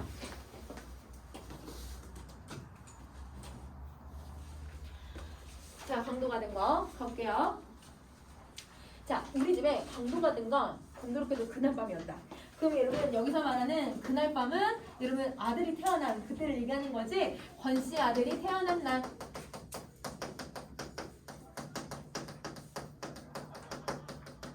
난생 처음 당해보는 강도였다. 자꾸만 내 어깨를 흔들어대고 있었다. 귀찮다고 뿌리쳐도 계속 흔들렸다.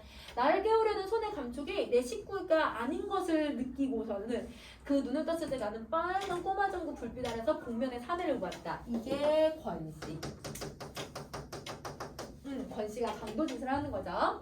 똑바로 내 멱을 겨누고 있는 식칼의 서술도 보았다. 술 냄새가 확 풍겼다. 그럼 여러분 이 술은 뭘 하려고 하는 거냐? 그 도둑질을 해야 된다라고 하는 양심. 그리고 여러분 도둑질 하기까지 너무 두려움. 초짜니까 그거에 대한 두려움을 여러분 이거를 그래도 여러분 얼마나 자존심이 센 사람인데 자기가 도둑질까지 해야 된다는 사실 얼마나 또 자존심이 상할 거야. 그럼 여러분 존심이 상해. 이거를 어떻게 하려고 하냐면 여러분 숨기려고 해소하려고 술을 마셨다라고 생각을 해주시면 돼요. 이거를 해소하기 위해 마신 이렇게 생각을 해주면 될 것 같아. 조명빛깔을 감안해서 붉은빛을 띤 검정 계통의 보자기일 이 복면 위로 드러난 코의 일부랑 눈자위가 취해 있음을 나는 빨리 간파를 했다. 일어나 얼른 일어나니까 그럼 여러분 나는 여러분 이 순간에도 어떻게 하고 있냐면 뭔가 얘들아 권씨라는 사실은 모르지만 여러분 뭔가 빨리 뭘 해야 된다. 빨리 뭘 해야 된다라고 이성적인 판단을 하고 있어. 그치? 그래서 여러분 여기서의 나의 여러분 성격이 조금 나타나는데요. 되게 이성적으로 받아들이고 있다라고 생각을 해주면 될 것 같아. 이성적인 판단을 하고 있다. 그러면 이성적 판단이라고 쓰시고 그 다음 거 넘어갈게요. 자, 나 외에 더 깨우고 싶지 않은지 강도의 목소리는 더 낮고 조심스러워졌다. 자, 나는 일어나 싶었지만 도무지 일어날 수가 없었다. 멱에 거는 실칼이 덜덜덜 위아래로 춤을 추기 시작을 했대. 자, 여러분 여기다 몇 줄 긋고 이 사람이 얘들아 강도가 처음이라는 거, 어리숙한 태도를 보이고 있다는 걸 알려주는 첫 번째야. 그래서 여러분 얘는 어리숙한 태도 1번. 자, 그래서 만약에 이 강도가 내 목을 찌르면 이거는 고의가 아니라 그냥 실수로 찌른 것 같다. 이렇게 얘기를 해요. 자, 무척 모자라는 강도였다. 나는 복면이의 눈을 보는 순간 그 상대가 전문가가 못 된다는 걸 바로 알아차렸다. 그럼 여러분 여기서 그 방면의 전문가가 아니라는 걸 바로 알아차렸다고 했잖아. 눈을 보자마자 누구라고 생각을 한 거야? 권씨라고 생각한 거야. 그래서 여러분 이거는 권씨라는 걸 알아차린 거야. 권씨임을 알아차림. 자, 딴에 진탕 마신 술로 한껏 용기를 북돋았을 텐데도 보기 좋을 만큼 큰 눈이 착하게 태어난 제천성을 어찌한지 몰랐는데 나를 두려워하고 있었다. 그러니까 얘가 권씨라는 거 알고 있었던 거야. 아까 이러면 우리 권씨가 얘들아 그 학교 앞에서 착한 눈을 가지고 있었다고 내가 설명했잖아요. 그 눈이라는 걸 아예 차린 거야. 술로 간을 키우지 않고 남의 집을 범지 못할 정도라면 강력한 범행을 도모하는 사람처럼 처음부터 미역국이었다. 그럼 여러분 우리 시험 전날 혹은 시험날 미역국 먹어요? 미역국을 거의 안 먹는다라고 하거든. 미역국 마신다라고 하는 표현은 미끄러진다라는 뜻이어서 실패한다라는 뜻이거든. 그러면 이런 걸 여러분 우리는 관용적 표현이라고 하자. 그러면 만약에 문제에 관용적 표현을 통해서 여러분 이 나가 어떻게 될 거라는 거, 사건의 전말을 예측하고 있다라고 하면 이거 맞는 말이야. 자, 그래서 관용적 표현을 쓰고 있고요. 일어날 테니 칼을 약간만 뒤로 물려주시오. 강도는 내가 시키는 대로 했어. 내가 얼른 내놓으라니까. 자, 그러면 여러분 여기까지 했으니까 그 다음 거 넘어갈게 또. 자, 그다음 내가 다 일어나기를 기다려서 강도가 속삭였다. 왜 속삭여? 다른 사람을 안 끌고 싶으니까. 초짜니까. 하라는 대로 하죠. 하지만 당신도 내가 하라는 대로 해야만 일이 수월할 거요. 자, 그럼 여러분 지금 이 권씨가 말하는 거에서 내가 말하는 뉘앙스를 보세요. 자, 내가 말하는 지금 이 부분에서 오히려 여러분 약간 어떤 태도가 되냐면 오히려 여러분 내 말 들어 라고 해서 얘들아 당하는 사람이 내 말 들어 이렇게 얘기하고 있고 그 다음에 도둑이 알겠어 약간 이런 입장인 거잖아. 그래서 여러분 여기 주객이 전도된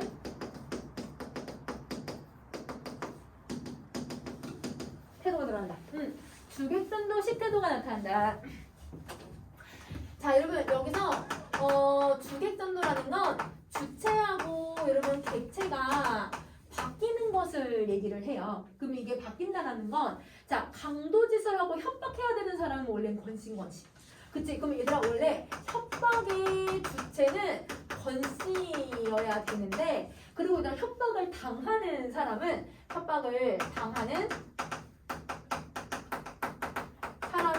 여러분 나여야 되는데요. 오히려 어떻게 해요? 네가 내 말 잘 들어야 너 돈 가져갈 수 있어 이렇게 얘기하고 있으니까 얘하고 얘 순서가 바뀌었잖아. 그치? 이걸 주객전도식 표현이라고 한다. 자, 그래서 오히려 얘들아 내가 막 조언을 해주고 있는 모습이라고 생각해주면 돼. 자, 잔뜩 의심을 품고 쏘아보는 강도를 향해 난 또 덧붙였어. 집안에 현금이 별로 없어. 저금통하고 장롱서랍에 아마 마누라가 쓰가 남은 돈이 몇 얼마 있을 것이오. 그밖에 돈이 될 만한 건 당신이 알아서 가져가. 얘들아 이거 알아서 가져가라는 거는 뭐야 얘들아. 이게 이제 여러분 도둑질을 당하는 사람의 태도가 아니고 제발 목숨만 살려줘 뭐 이런 표현을 써야 되는데 그러니까 이런 게 여러분 주객전도식 태도라고 생각을 해주시면 돼요. 강도가 더욱 의심을 두고 경건히 움직이려고 하지 않았기 때문에 나는 시험 삼아서 조금 신경들도 물어봤어. 자, 마누라가 깨서 한바탕 소동을 부려야 시원하겠소? 난처하기 전에 내가 하라는 대로 시키는 게 당신한테 이로울 거요. 계속 어떤 태도를 보냐면 오히려 얘들아 계속 주객전도식 태도를 보여주고 있는 거야. 자, 그러면 여러분 여기까지 정리하셨으면 그 다음 것도 또 가봅시다. 자, 그래서 한 차례 길게 심호흡을 뽑아낸 강도는 결심했다는 듯이 이부자리를 건너서 화장대 쪽으로 갔다. 얌전히 구두까지 벗고 양말 바람으로 들어왔대. 어리숙한 태도 두 번째. 얌전히 구두까지 벗고 양말을 신고 온 거. 자, 나는 그 사람은 그걸 볼 수 있었고 내가 그렇게 염려를 했는데도 강도는 와들와들 다리를 떨고 있어. 자, 다리를 떨고 있다. 어리숙한 태도 3번. 자, 그래서 부주의하게 동준이의 발, 자기 자식의 발을 밟았대. 그러니까 여러분 이것도 어리숙한 태도 4번. 자, 칭얼거리다가 그 즐겁을 하고는 엎드려서는 그 녀석의 어깨를 턱턱턱 이렇게 잠을 재우더래요. 그러면 여러분, 자, 잠을 재우고 있었다라고 하는 걸 통해서 이 강도는 모질거나 강도는 나쁜 사람이 아니라는 걸 보여주고 있는 거네. 그래서 여러분 강도의 순하고 착한 성격을 보여주는데요. 이 성격을 서술자가 이 사람은 착하다 이렇게 대놓고 얘기를 해요? 서술자가 얘기하지 않죠. 행동을 통해서 보여주죠. 그럼 이걸 무슨 제시라고 한다고? 간접적 제시. 그렇지. 그래서 여러분 이게 간접적 제시야. 간접적 제시. 자, 녀석이 도로 잠들기를 기다려서 동면 위로 칙칙하게 땀이 뺀 얼굴을 들고 일어나 내 위치를 힐끗 확인하고는 본격적인 작업을 들어섰고 나는 터지려는 웃음을 꼭 참았어. 근데 얘들아 막 이러면서 웃음소리를 내는 거지. 자, 그래서 애교스러운 행각을 시종 주목하고 있던 나는 살그머니 상체를 움직여서 동준이를 잠재울 때 이불 위에 떨어뜨린 식칼을 집어들었대. 그럼 얘들아 어리숙한 태도 5번. 어리숙한 태도 5번. 연장을 이렇게 함부로 굴리는 거 보니 당신 경력이 얼마나 될지 알만합니다. 그래서 여러분 내가 이제 배려해다 충고를 막 해주고 있는 상황인 거죠. 자, 그럼 여기까지 정리하셨으면 그 다음에 얘들아 되게 자존심이 상했을 거야. 그러면 그 자존심이 상한 부분을 한번 정리 한번 해볼게.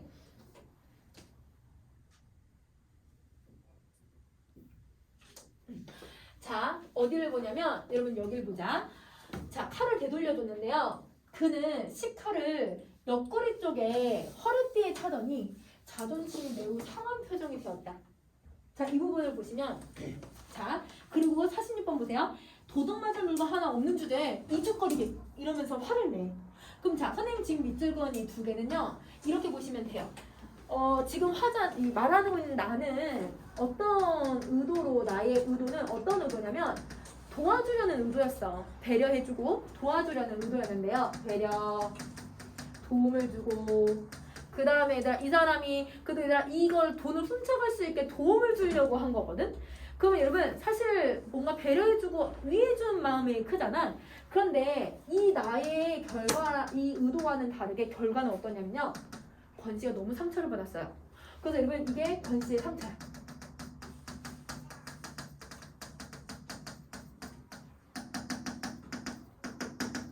권 씨의 자존심이 상해버렸어.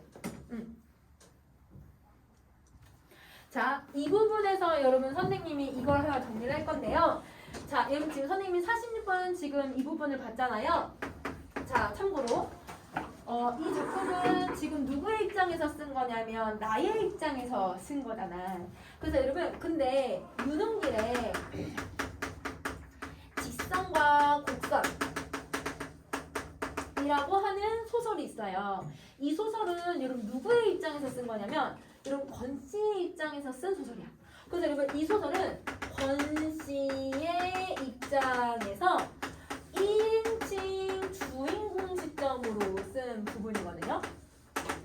그래서 여러분 이 똑같은 부분을 뭐라고 하냐면 나는 여러분 지금 좋은 의도로 얘기를 한 거잖아. 근데 여러분 권 씨가 뭐라고 그 직선과 곡선이라고 하는 소설에서 얘기를 했냐면 그 오 선생은 나를 위해서 도와줬다고 하지만 나는 그의 웃음을 받고 나는 그가 얼마나 이죽거리면서 나를 비웃는지를 나는 느꼈다. 그래서 나는 자존심이 매우 상했다. 이렇게 얘기를 하거든. 그러면 여러분 그 말하는 내용을 통해서 이 권 씨가 얼마나 상처를 받았는지를 우리는 알 수 있을 것 같아. 그럼 여러분 이거는 교과서 학습 활동에도 조금 나와 있으니까 여러분 직선과 곡선이라고 하는 작품을 보기로 딱 주고 그 다음에 여러분 두 개 얘들아 1인칭 관찰자 시점하고 1인칭 주인공 시점 비교해서 문제 낼 수 있잖아요. 그러니까 조금 기억을 해주시면 좋을 것 같아요. 자, 나의 의도는 아니었는데 그게 아니었는데 여러분 이 사람은 이미 상처를 받았다라고 생각을 해주면 될 것 같아. 자, 그 다음에 우리 다시 여러분 47번. 그래서 경험 없는 사람들은 우리 팀에 들어오지 않습니다. 누구 뭔가 들어오고 싶어서 그랬나? 피치 못할 사정 때문에 아내의 수술이. 그럼 그러면 아내의 수술비 때문에 내가 어쩔 수 없이 왔지. 나는 강도를 안심시켜서 편안한 마음으로 돌아가게 만들 절호의 기회라고 생각을 했다. 그럼 여러분 이것도 여러분 졸업의 기회라고 생각하는 건 여러분 자기만의 착각인 거지. 그래서 여러분 이거는 오 선생만의 착각이라고 생각을 해주시면 돼요. 안에 수술비가 적었니? 다 적었니? 자 그다음 거 갈게.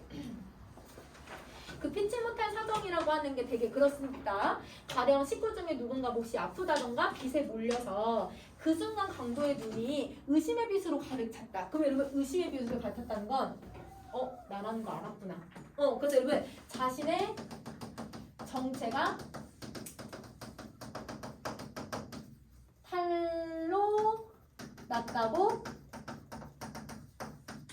생각을 한 거예요. 화가 난 나머지 이가 딱딱 마주칠 정도로 떨면서 그는 대청마루를 향해서 나갔다. 자 얘들아 왜 화가 났는지를 알겠지 얘들아? 자존심이 너무 상했어. 그래서 여러분 이게 자존심이 상했고요. 자 그래서 내 앞을 지나갈 때 그의 몸에선 역겨울 만큼의 술 냄새가 퍼졌고 그가 허둥지둥 끌어안고 나가는 건 갈기가 찢어진 자존심일 것이었다. 그의 당초 의도했던 방법과는 달리 결국 그를 편안하게 하기는커녕 도리어 낭패하게 만들었다. 낭패가 아니라 자존심을 짓밟은 것을 얘기를 해요. 자존심을 짓밟은 게 낭패가 되었고 나는 그의 등을 향해서 말했다. 어렵다고 꼭 외로운 법은 없습니다. 누가 압니까? 당신도 모르는 사이에 당신을 어떤 이웃이 도와줬을지. 그럼 여러분 자기가 문제를 해결했다는 걸 어떻게 직접적으로 드러내니? 우회적으로 돌리고 있는 거지. 그래서 여러분 우회적으로 여러분 해결했음을 제시하는 거야. 그럼 여러분 혹시나 해결이 됐으니까 그냥 이제 집 밖에 나갔다가 다시 돌아오기를 바라는 의도에서 이렇게 얘기를 한 거죠. 자, 근데 그러지 않아요. 자, 그 다음 거 한번 가봅시다.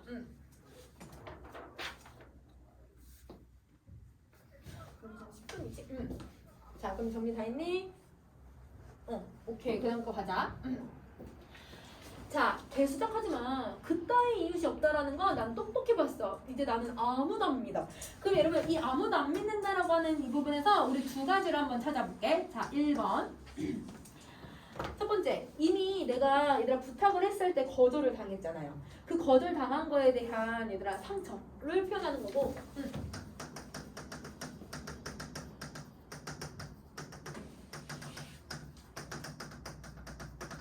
거절당한 거에 대한 상처를 표현했을 수도 있고 자 그 다음에 두 번째는 뭘 드러내는 걸 수도 있냐면 여러분 아무도 도와주지 않는 현실 그러니까 여러분 사람이 아니라 주변에 나한테 도움 하나 줄 수 없는 그런 현실을 좌절했다고 볼 수도 있어. 그래서 여러분 두 번째는 아무도 도와주지 않는 현실을 좌절하는 표현일 수도 있다. 아무도 도와주지 않는 현실을 좌절함.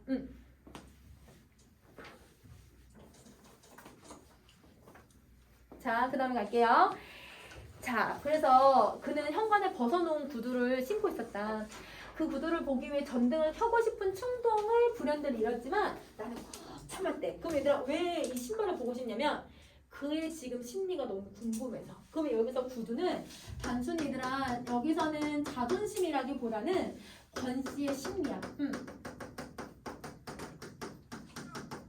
권 씨가 지금 어떤 심리를 가지고 있는지를 신발을 통해서 확인하려고 하는 거죠. 자, 현관문을 열고 마당으로 내려선 다음 부주의하게 그는 치카를 들고 자기의 본분을 망각하고 엉겁결에 문 깜빡 자기 방으로 들어가 버리려고 하고 있는 것이었다.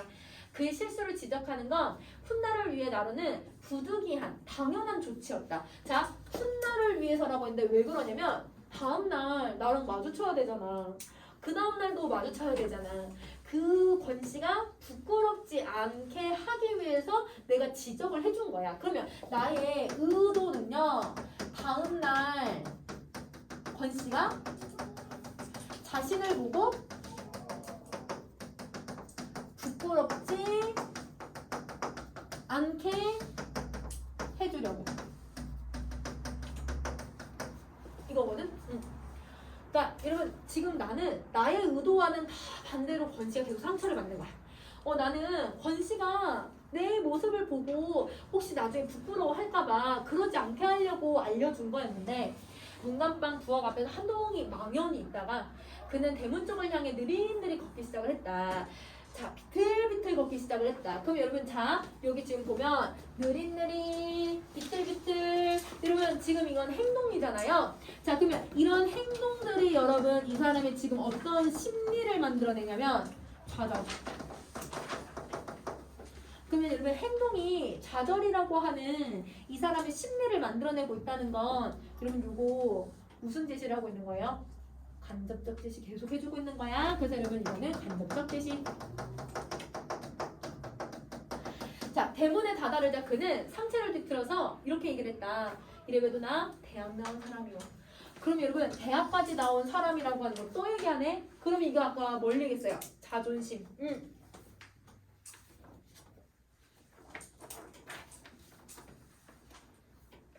자, 자존심인데 요거는 조금 더 선생님이 구체적으로 여러분 선생님이 3가지로 나눠서 좀 설명을 할게요. 자, 첫 번째, 여러분 정말 내가 이제 더 이상 부릴 만한 자존심이 없다 라고 하는 자포자기의 심정으로 얘기했다고 봐도 되고, 아니면 그냥 내가 이제 다 끝내야겠다 라고 하는 체념의 말투에서 얘기했다고 봐도 되고, 아니면 진짜 마지막까지 자존심을 챙겼다 라고 봐도 돼. 마지막까지 자존심을 챙기고 있다. 이걸 드러낸다 해도 되고. 자, 그래서 그는 누가 뭐라고 그랬나? 그는 자기 학력을 밝히더니 갑자기 대문을 열고는 보안등이 하나 없는 칠흑의 어둠 저편으로 자진해서 삼켜져 버렸다. 자, 여러분 여기도 밑줄 그을게요. 자, 보안등 하나 없는 칠흑의 어둠 저편에 자진해서 삼켜져 버렸다. 여기 밑줄 쫙 그어주시고, 자, 여러분 이게 지금 배경이잖아요. 자, 그럼 이렇게 배경을 제시해서 뭘 드러내고 있냐면 2가지를 찾을 거야. 자, 이게 권 씨가 자존심을 회복하기가 어렵다라고 하는 거를 드러내주는 거. 이게 하나. 자, 그 다음에 또 뭘 암시하냐면 이 사람이 지금 뭔가 불행한 길로 갈 거라는 걸 암시를 줘. 왜냐면 삼켰다라고 하는 건 그럼 이 사람이 원해서 가는 게 아니라 이 사람이 어쩔 수 없이 당하는 걸 얘기하는 거잖아요. 그래서 권 씨가 불행한 길에 갈 것을 암시해줘. 그래서 여러분 이 배경이 계속 여러분 뭔가 암시하고 앞날을 예측하게 만드는 기능을 가지고 있다. 복선의 역할을 하고 있다라고 생각을 해주시면 돼요. 뭐의 역할이라고? 복선. 그래서 얘가 복선의 역할을 한다.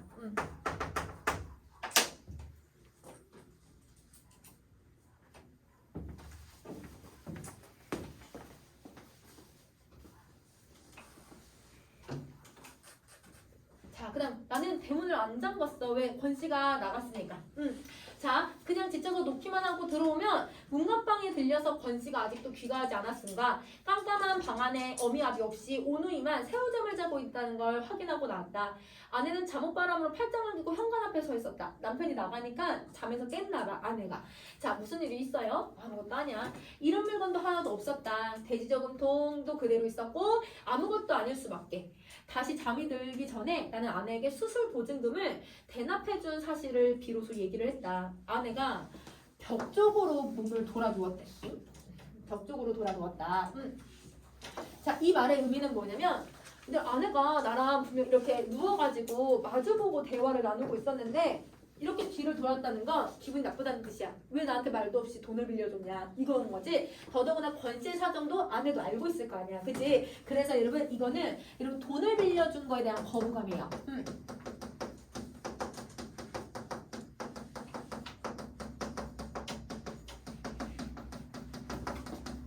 즉 다른 말로 반감. 남편이 얘들아 이렇게 말도 없이 우리 안 그래도 돈 없는데 이렇게 말없이 돈을 빌려준 거에 대한 거부감. 자, 뗄 염려 없어. 전세돈이 있으니까. 근데 얘들아 전세돈에서 빼줬다라고 얘기를 하고 있으니까 무슨 일이 있었군요 라고 하면서 아내가 다시 어떤 행동을 하는지 한번 보세요. 자, 그 다음 걸 보시면 아내가 다시 어떤 행동을 하냐면 다시 이쪽을 향해서 돌아누워.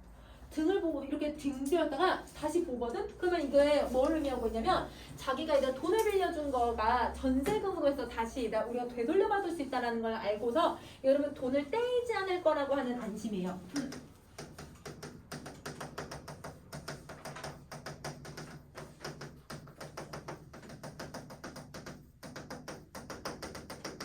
그래서 여러분 이렇게 어떤 심리를 계속 행동을 통해서 보여주고 있는 거네. 그치? 자, 우리 집에 들어왔다 한 어리숙한 강도에 대해서 나는 끝내 한마디도 얘기하지 않았다. 왜? 배려해 준 거야. 누구를? 권씨. 그래서 여러분 이거는 여러분 의도가 여러분 권씨를 배려했다. 자, 이튿날 아침까지 그 사람은 집에 돌아오지 않았고 그 다음도 돌아오지 않았고 그 다음도 돌아오지 않아요. 그럼 여러분 여기까지 정리를 하셨으면 그러면 이제 마지막 부분 좀 한번 가보자. 자, 그럼 여기까지. 그러면 우리 얘들아 이 갈등이 일어난 강도가 들어온 이 상황을 조금 정리 한번 해보자.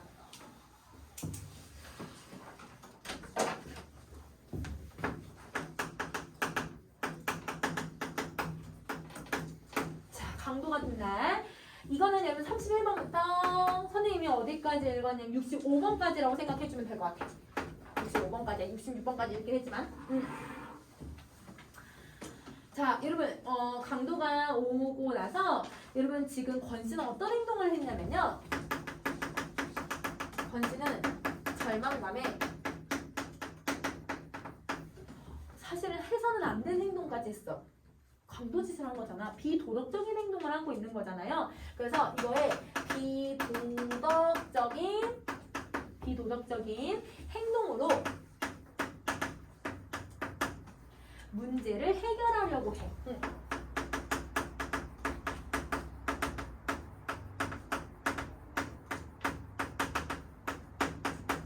권씨는 절망감의 비도덕적인 행동으로 이런 문제를 해결하려고 한다.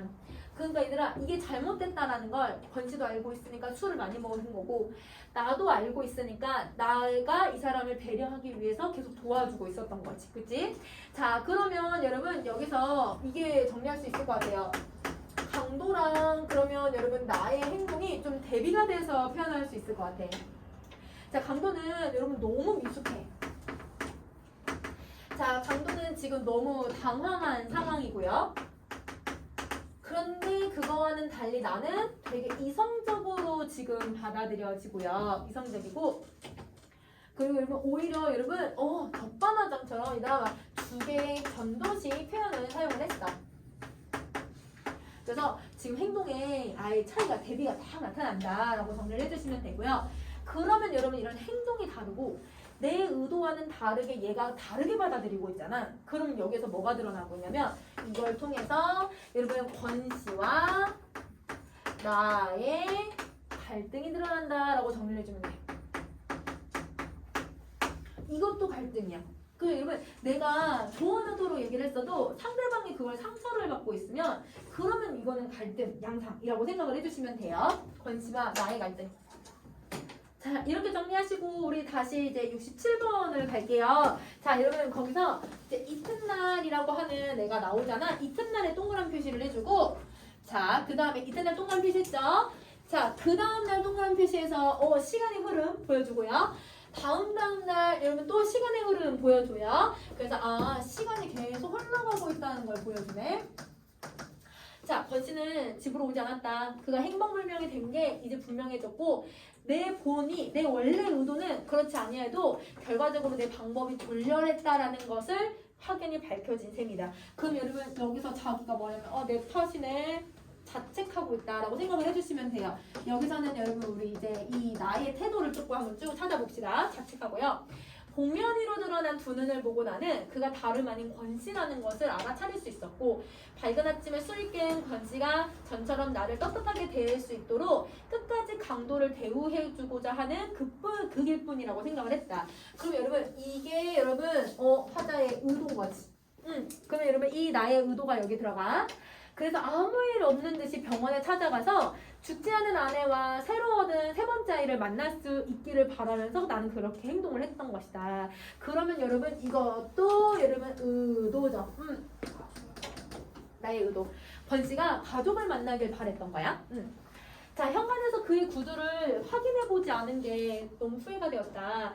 문간방으로 들어가려는 그를 차갑게 일거해준 게 너무 미안했다. 자, 그러면 일단 마음에 걸린 거니까 너무 미안해지는 거야. 미안함. 자, 어떤 근거인지는 몰라도 구두의 손질의 정도에 따라 그의 운명을 예측할 수 있지 않았을까라는 생각이 드는 것이었다. 구두코가 유리알처럼 반짝반짝 닫혀있는 그의 자존심은 그 이상으로 광발이 올려져 있었을 것이고 그러면 나는 안심해도 되었을 것이다. 그럼 얘들아 반짝반짝 닫혀있었으면 아마 그는 금방 돌아올 거야. 그렇게 생각을 한 거야. 자존심이 많이 다친 게 아니니까. 그런데 그때 만약 그가 마지막이라는 걸 염두에 두고 만약에 있었다면 만약에 얘들아 구두가 깨끗하지 않은 상태였다면 그러면 새끼들이 자는 방으로 들어가는 길을 마지막으로 얘들아 자기 새끼들 자는 모습을 보려고 했던 아버지의 마음을 내가 가로막은 게 아닐까? 라고 미안한 마음, 반성이 되는 거지. 그래서 여러분 반성이 되고 미안해지고요. 그 다음에 여러분 여기서 계속 자책하는 모습을 죄책감을 느끼고 있다라고 생각을 해주시면 돼요. 후회도 하고 있어요. 그래서 여러분 여기 정서 한 번에 다 정리하자. 반성하고 미안해하고 자책하고 죄책감을 느끼고 후회감을 느끼고 있다.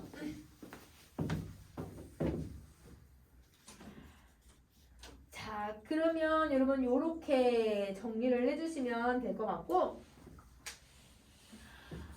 자, 그러면 여러분 이제 지문 마지막 하나 더 정리하고 이제 끝낼 거거든? 자, 여러분 어딜 보냐면 17번째 줄에 밑에서 하나, 둘, 셋, 넷, 5번째 줄에 있어. 여러분 지금 교재 밑에서 5번째 줄 올라오세요. 사열받는 병정들이 모양으로 가지런히 구두가 놓여 있었다라고 하는 부분 혹시 보이니? 그 부분에선 얘들아 이게 권씨가 구두를 되게 소중히 여기고 있다라는 걸 보여줘. 그래서 여러분 권씨가 구두를 소중히 여기고 있다라는 걸 문간방에 들어가서 확인을 해요. 그래서 여러분 밑에서 5번째 줄 올라온 부분에다가 구두를 소중히 여긴다라고 정리해줄게. 자, 그러면 여러분 이걸 정리 다 하셨으면 다음 페이지로 넘어가요. 여러분 18쪽.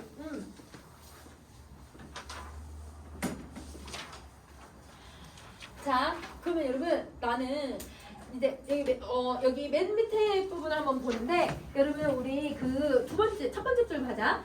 나는 한 켤레 구두가 한 켤레 구두는 여러분 권씨가 신고 간 그 구두가 여러분 그렇게 쉽사리 돌아오지 않을 거라는 걸 알딸딸하게 깨달았다. 이렇게 얘기를 해요. 그러면 자존심이 쉽게 회복되지 않을 거라는 걸 구두를 통해서 암시해주고 있는 거죠.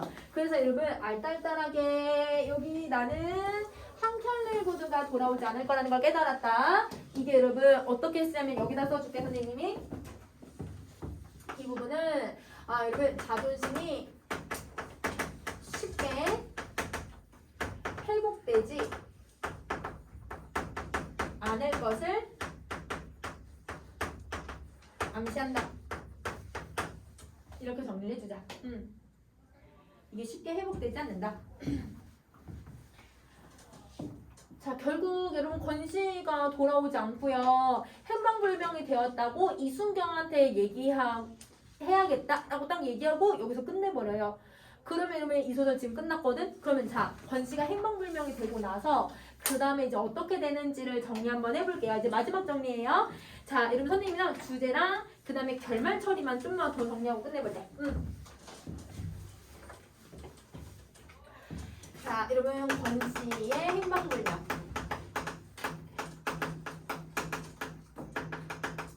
자, 이거는 어디서부터냐면 66번부터 끝까지라고 생각을 해주시면 돼요. 자, 그럼 정리해볼게. 자, 첫 번째. 여러분 여기서 우선은 결말 처리를 좀 보시면요. 결말 처리 방식이 여러분 사실 순경이 권 씨를 찾았다라고 하는 내용도 나온 게 아니고 권 씨가 돌아왔다는 내용도 아니고 영영 행방불명이 되었다라는 말도 나온 게 아니거든. 그러면 여러분 결말이 끝내진 게 아니네. 미완. 그래서 이제 미완의 결말을 드러내고요. 그럼 이 미완을 우린 다른 말로 이제 뭐라고 하냐면 여러분 열린 결말이라고 표현을 하고요. 자, 열린 결말을 사용했을 때 얻을 수 있는 효과가 있어요. 자, 효과를 두 가지를 정리할 건데요. 자, 이때 이거를 사용했을 때 첫 번째 어떤 효과? 여운을 만들어내. 계속 생각나게. 여운을 형성해주고요. 여운 형성. 자, 그리고 또 여러분 미완으로 했으니까 독자에게 계속 궁금증을 유발을 시켜. 그래서 독자의 궁금증을 유발시킨다. 오케이. 자, 그 다음에 자, 이 글의 주제까지만 더 정리해볼게요. 주제를 조금 길게 정리를 해볼 거야. 자, 주제. 어떻게 정리하냐면 우선은 권 씨가 여러분 권 씨가 이렇게 삶을 살아가는 모습을 통해서 1970년대 사회의 문제도 잘 보여줘요. 그래서 여러분 권 씨의 삶을 통해 1970년대 사회적 문제에서 소외된 소시민의 삶이 이 글의 주제예요. 사회적인 문제, 어떤 주거 문제, 아니면 철거민의 문제, 도시화의 문제, 산업화의 문제, 빈민층에 대한 문제, 이 문제에서 소외된 소시민의 삶이 잘 드러난다. 그럼 여러분, 이 소시민의 삶은 한 개인의 문제가 아닌 거네. 나라의 문제인 거네. 사회의 문제인 거네. 그래서 여러분 여기서는 개인의 문제가 아니에요. 그래서 이 문제는 사회적 문제가 되어야 되는 거지. 사회적 문제가 되어야 된다. 자, 그러면 이 주제를 통해서 여러분 이 주제를 통해서 이 글을 쓴 작가가 어떤 의도를 드러내려고 했을까? 주제를 통한 여러분 글을 쓴 의도를 정리해 볼게요. 산업화.